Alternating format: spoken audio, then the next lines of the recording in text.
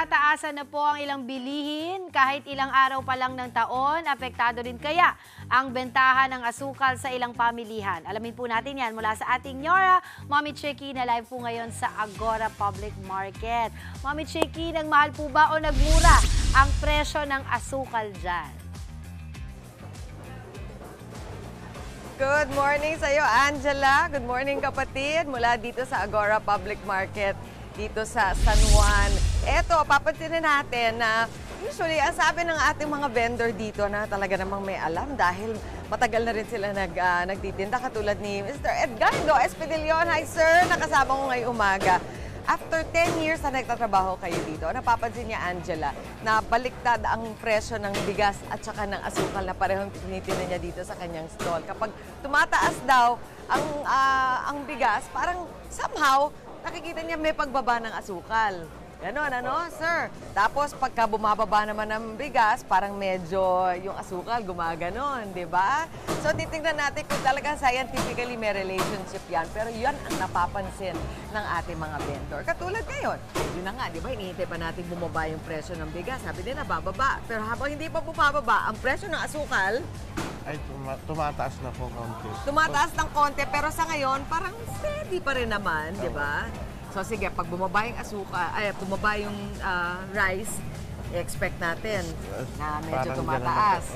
Siguro ang nangyayari din kasi, well, sabi mo nga, pagka binibigyan din ng pansin ang isang commodity katulad ng asukal, pinipilit din naman ng pamahalaan na siguraduhin na bumababa. Pero so far, ang supply kasi ay mataas.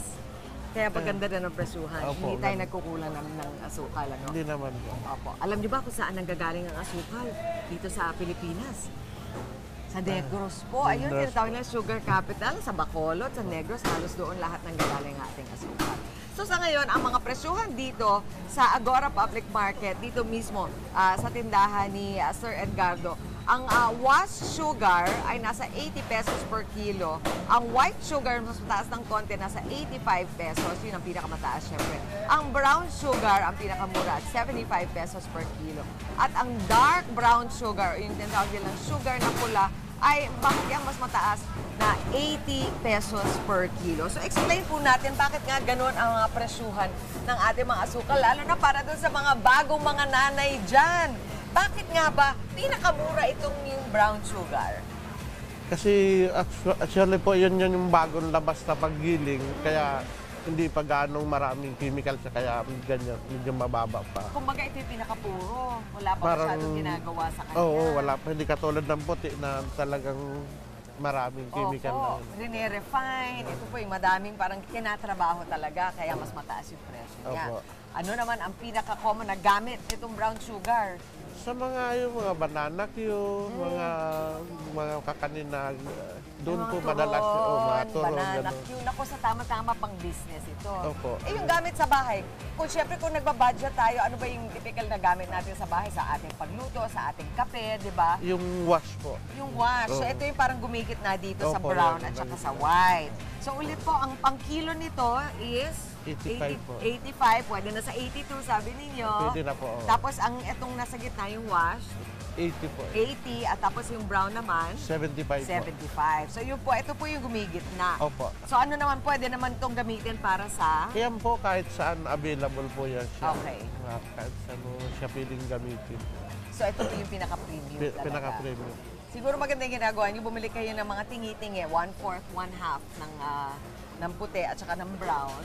Pwede, kuminsan ba pwede ipaghalo? Hindi naman. Wag niyo ipaghalo. Pangit po ang labas niya. Oo nga, pangit ang labas. Tapos ano ba ang kumbaga shelf life ko, ako ibibili habang, bawa, maganda presyo ngayon, bibili na ako, mamakyaw na bibili na ako ng marami. Magsa-stock na ako ng 2 kilo ng asukal sa bahay. Okay lang yun? Okay lang po yun. Hindi naman nasisira asukal. Hindi naman po. Lang yung mababasa siya kasi So saan dapat ini-store? Kung meron po kayong mga lagayan yung mas maganda ilagay na doon. Kasi paano nangyayari namumuo yung asukal? Pag yung nababasa siya. So pag nababasa, so pagka-moist. Opo, parang gano'n. Okay, so dapat tinatakpan din. Opo. Alright, ganun din sa lahat ng ng klase. Asa pa yung isa, yung muscovado. Yung ganito po. Ito naman yung pinakamadilim. Yung pina- Ito yung masarap pang banana cue. Hindi na po, maitim na masyado Ayaw yan. nyo! Pag masusunog na yan, ano So, saan na. nyo ginagamit ito? Yun yung mga kadalasan yun sa Arnibal, yung sa Sagu. Pang matamis pa. Ano pa rin? Pang dessert pa rin talaga. Oo. Okay. Sige. So, pagbalik natin, usapang asukal pa rin po. So, nadaanan lang natin yung presyo. So, in other words, Angela, medyo stable naman, medyo steady ang presyo ng asukal ngayon at 82 to 85 per kilo in general. So, ang sabi kasi, ang sinasabi nila, asahan natin na nasa 90, so medyo maganda pa. At syempre, atabayanan natin throughout the days din kung talaga magsa-steady siya dito at 80 to 85 per kilo. Okay? Back to studio muna tayo. Maraming salamat po, Mami Chicky. Eto, isa rin po ba kayo sa mga nalilito sa pinagkaiba ng puti, brown o pulang asukal? Kung oo, nako, bibigyan kasagutan po tayo ng aking favorite Nyora, my beautiful Mama Chicky. Live na live pa rin po sa Agora Public Market. Mami, good morning. I miss your energy, Mami. Magdala ka naman ng asukal dito. Ay, ano-ano po ba pang pinagkaiba at ano yung mga health components or benefits na makukuha sa asukal? Basta, sugar is sweet. And so are you this morning, Mama Dim. Sa inyo lahat dyan. Good morning, kapatid.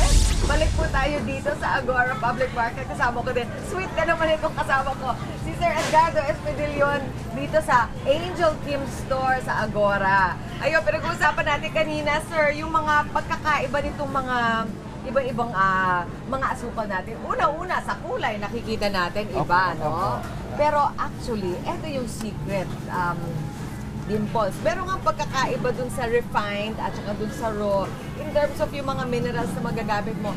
Pero sa consumption natin ng asukal, para mapansin nyo yung pagkakaiba, kailangan talaga bulto-bulto yung kakainin mo. So, kung isipin mo kung paano ba tayo mag-consume ng asukal, di ba? Teaspoon, ganyan. Halos hindi nyo na rin talaga mapapansin yung health benefits ng isa kumpara sa kabila. Sabi lang nila, ang di ba, yung mga mahilig dyan sa mga dessert, merong dagdag lasa yung mga tinatawag natin na raw, katulad ng mga muscovado, di ba, yung ganyan. Tingin nyo, di ba, parang dagdag ng konting lasa ito kumpara sa puti. Opo. Ano yung napapansin din yung lasa ng parang brown? Kasi ito yung parang original pa ito na asukal. Unang talaga ng asukal. Oo, yung parang makapal-kapal na parang may lasang sunog na ko. Alam niyo na yun, yung lasa na nakukuha niya pagka kumakain kayo ng banana cue, o kaya ng turon, o pag linalagay niyo sa kape, iba yung dating kayo, iba yun ang gusto, di ba, yung brown. Pero in terms of, sabi nga din natin kanina, ulitin lang natin, sa presyo, ang pinakamahal po, syempre yung puti. Puti po. Pero ang good news, hindi siya masyadong mahal kumpara sa, alam ba yung 2022, nung biglang tumaas yung presyo ng asukal, medyo hindi na tayo umabot doon sa 100 pesos. Pero napansin nyo, 10 years na kayo nandito, talagang unti-unting pagano ng asukal eh. Di ba? Opo, ganun. Opo. May tanong ako sa inyo, eto may trivia, tanong na natin sa studio ko sa mga sa bahay kung maiisip nyo. Yung mga iba-iba pang mga gamit ng asukal na hindi nyo maiisip. Una-una, alam nyo ba na ginagamit ang asukal para sa sugat? Alam mo ba? Oo! Sabi nila, kasi di ba ang sugat, lalagyan mo ng asukal dyan para tumigil yung moisture, para mawawala yung basa. Kasi doon pumupunta yung bakterya. So, lalagyan mo daw ng asukal, mga 1 cm na asukal bago mo lagyan ng Band-Aid para hindi na pumasok yung bakterya pa. Yun na muna. Meron palang ganun, ano? So, it's a good source para maganda rin yan na pang first aid. Lalo na kapag wala kayong available na gamot dyan. Yun, magandang gamit din. So, tanong ko sa'yo, anong mas maraming asukal sa tingin mo? Ang lemon or ang strawberry? Ang strawberry. Yun din ang sabi nila lahat kasi mas matamis sa strawberry. Mali. Mas madaming sugar ang lemon, kaya lang meron din siyang acid, kaya hindi mo mapapansin. Pero actually, halos karamihan nga at lahat nga ng mga fruits, di ba, meron din yung natural sugars. Pero nakakatawa nga, di ba, ang alam natin sa asukal, matamis. Pero dati pala nung linalako yan, noong unang panahon, parang spice din ang paglako. Alam mo ba, ang daming trivia, no? Mahal daw noon kasi yun nga parang yung hindi pa nila nadidiscover yung pinanggagalingan ng asukal. Parang pinilihan ako nila para yung kasama na nung cinnamon, kasama nung paminta, kasama nung mga ganun. Saan ba galing ang asukal sa pagkakaalam mo? Sa tubo po. Sa tubo. Meron pa isang pinanggagalingan yon. Meron pa daw. Saan? Sabi din sa coconut daw po. Coconut. Yun daw yung sinasabi nilang magandang asukal, di ba? Yun yung sinasabi nilang pinaka-healthy kung gusto nyo isipin. Kaya lang nga, sabi natin, para maramdaman yung health benefits, talagang kailangan dami mo kakainin, di ba? Ganda na yung coconut sugar kasi masarap din talaga yung lasa. Eto, last tanong, bago tayo bumalik sa studio. Sa tingin mo, anong bansa ang pinakamatakaw sa asukal? Lebanon? Saan? Lebanon, di! Alam mo kung saan? Saan? Switzerland. Switzerland? Naku, pwede rin kasi madaming tsokolate. Maganda naman yung hula ni Edgardo. Ang sabi ng mga datos, ang Amerika daw sa USA, ang pinakamatakaw sa asukal. Sunod na dyan ang Germany at ang Netherlands. Yon dahil mahilig din sila sa mga sweets. Pero I'm sure yung Switzerland mataas din. Tsaka siguro tayo mga Pinoy. Di ba? Opo. Lalo na yung mga driver dyan na sweet lover. Maraming salamat sa iyo, Edgardo, sa pagpapaunlak sa amin. At good luck sa iyo, ha. Sana hindi na tumaas ang presyo ng asukal. Sana nga po. Oo, sige. Goodbye. Hi ka kay Dimples. Hello po. Ayan, back to studio. Good morning po, Tata Eduardo, and thank you so much, our very own Mommy Chiki. Mga kapatid, Chiki Roa Puno po. Simulan ang inyong araw na puno ng impormasyong kapaki-pakinabang. Sama na sa isang makabuluhang umaga. Tumutok at mag-subscribe sa social media pages ng News 5.